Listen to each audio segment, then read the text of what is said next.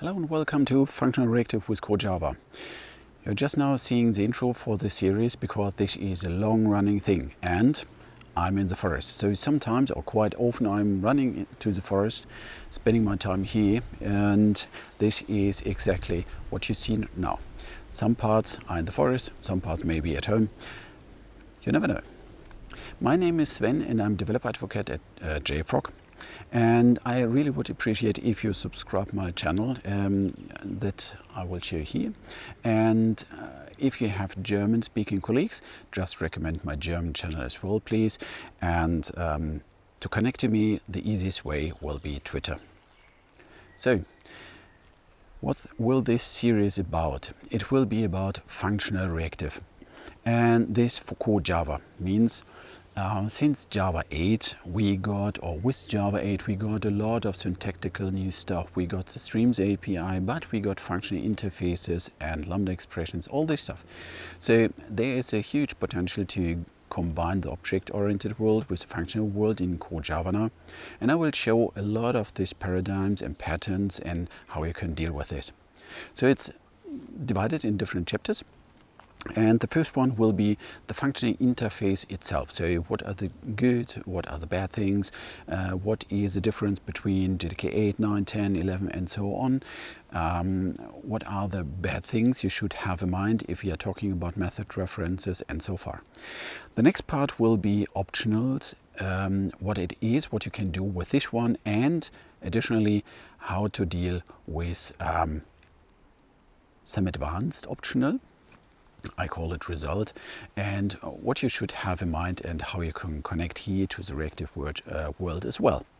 The next thing will be exceptions, how to deal with exceptions in a functional way, how to throw them, how to catch them, how to deal with the information and all this stuff. One thing will be functions, basics, the theoretical part, so how to compose stuff as a function. So this is important if you're coming from the object-oriented world and you know how to deal with design pattern, then maybe functions are not so common or not so straightforward in the beginning. And now we'll show you how you can go to this one, how to compose functions, how to deal with functions and so on. Currying is one way to reduce functions or transform functions. This will be a dedicated chapter. After this we will talk about memoizing, how to remember a value, how to speed up functional stuff, if it is immutable, yes, no, stuff like this.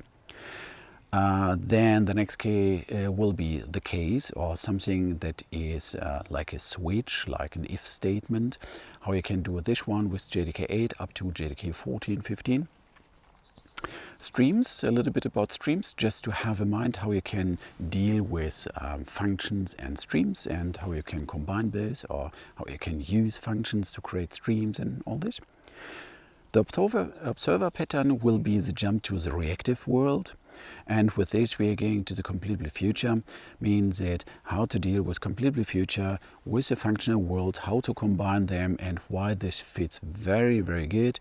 And the last one, so far planned, maybe I will do more, is the CompletableFutureQueue. It's something to the combination between what you learned earlier in object-oriented world with design pattern and how we can combine this with the new things like functions and reactive. Yeah, that's it. So this is planned so far. Maybe I will extend a little bit the parts. Yeah, well, I would appreciate if you subscribe my channel, and if you have any comments, just write it down here into this video, or ping me via Twitter. This is the best way to reach me. And well, otherwise, have fun, and I'll see you in the next part. See you. Today we want to see how to create your own test engine for JUnit 5.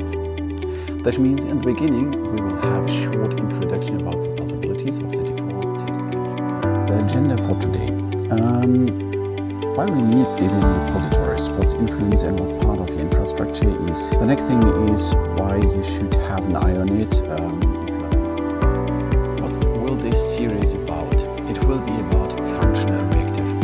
And this for core Java means since Java 8